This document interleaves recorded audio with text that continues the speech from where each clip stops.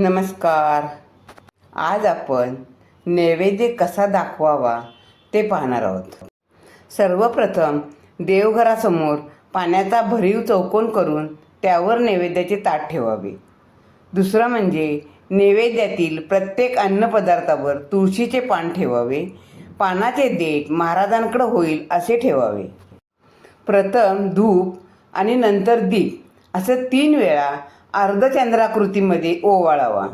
चौथं म्हणजे नंतर तुळशीपत्र पाण्यात बुडवून हातात घ्यावे व नैवेद्यावर पाणी शिंपडावे. त्यावेळी सत्यंत वर्तन परिचिंजयामी असे म्हणावे.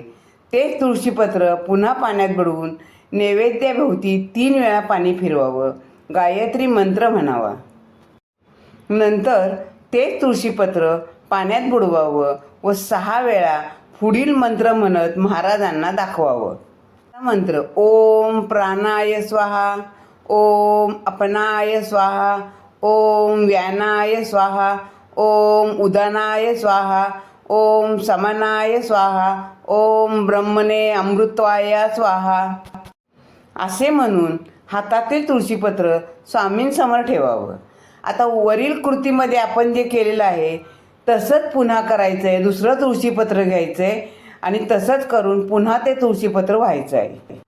रोज सकाळी व संध्याकाळी ताज्या अन्नाचा नैवेद्य स्वामींना दाखवून मगच प्रसाद म्हणून घरातल्या सगळ्यांनी ग्रहण करायचं आहे. 11 त्यानंतर स्वामींची आरती करायची आहे. प्रसाद सर्वांनी नंतर ग्रहण करायचा आहे. पुढील प्रमाणे रोज नित्यसेवा न चुकता करणे. आता पहिली सेवा काय आहे? श्री स्वामी स्तवन करणे.